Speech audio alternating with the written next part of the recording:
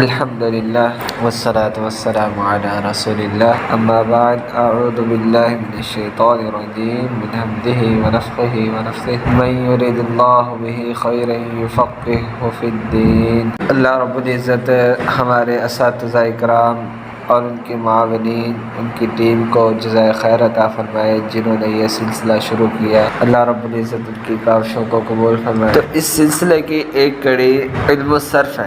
علم الصرف کیوں اہم ہے؟ میں نے جیسے کہ شروع میں آیت کریمہ ذکر کی، من یرید اللہ بہ خیرا یفقہہ فی الدین، اللہ رب العزت جس کے ساتھ بھلائی کا ارادہ کرتے ہیں اللہ رب العزت اس کو دین کی سمجھ عطا فرماتے ہیں۔ ادھر لفظ استعمال وَيُفَقِّهُ فقہ کے علماء نے کئی معنی کی۔ ایک معنی ان میں سے یہ ہے کہ سمجھ، ایک معنی یہ ہے فہم، دوسرا معنی ہے مراد المتکلم، یعنی جو بات کر رہا ہے کہ اس سے مراد کیا ہے بات۔ وہ پنجابی زبان میں کہتے ہیں نا، کملا گل کرے تے سیانا قیاس کرے۔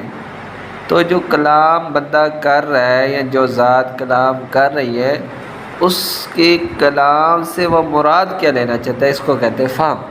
اور تیسرا معنی جس کو اکثر علماء نے راجح قرار دیا ہے وہ ہے کہ کسی چیز کی باریکیوں کو سمجھنا۔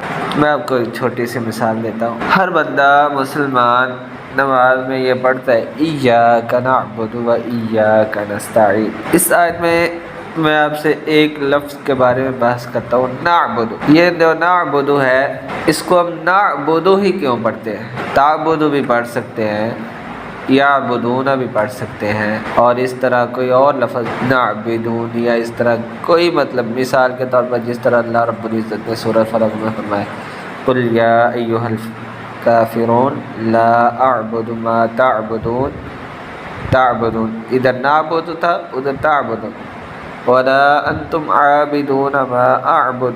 تو یہ سارے لفظ ملتے جلتے ہیں، تو ادھر نعبد ہی کیوں پڑھنا ہے؟ اس کو کہتے ہیں فہم، اس کو کہتے ہیں کسی چیز کی گہرائی کو سمجھنا۔ تو یہ جو ہمیں نعبد کہ ادھر ہم نے نعبد ہی پڑھنا ہے، یہ ہمیں علم الصرف سے پتہ چلے۔ آج میں آپ سے علم الصرف کے تعارف کے بارے میں بات کرنے والا ہوں۔ دیکھیں، کوئی بھی زبان جب بنتی ہے تو اس کے قواعد و ضوابط بھی بنتے ہیں۔ مثال کے طور پر ہم اردو یا پنجابی بولتے ہیں، ہم کہتے ہیں میں وہاں گیا، تو گیا کی جگہ ہم جاتا نہیں لیں گے۔ اگر کہیں گے کہ میں وہاں جاتا تو بات کی مراد بدل جائے گی۔ تو اسی طرح جب سے عربی زبان بولی جا رہی ہے، عربی زبان بنی ہے، نعبدو کو ہم نعبدو ہی پڑھتے ہیں۔ نعبدو کی جگہ ہم کوئی اور لفظ، کوئی اور ہم صیغہ استعمال نہیں کر سکتے۔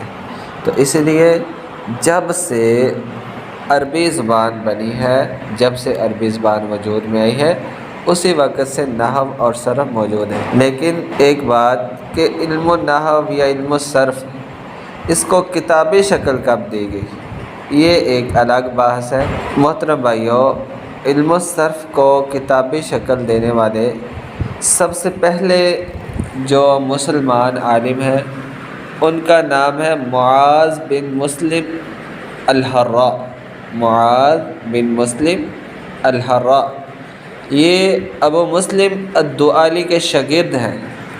انہوں نے صرف کے بارے میں مستقل کتابیں یا مستقل عنوان سے اس کو ایک علم کی حیثیت سے پیش کیا، ورنہ اس سے پہلے علم النحو یا علم الصرف اکٹھے ہوتے تھے۔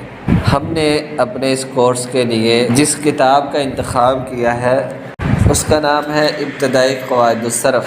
ہم نے اسی کا انتخاب ہی کیوں کیا؟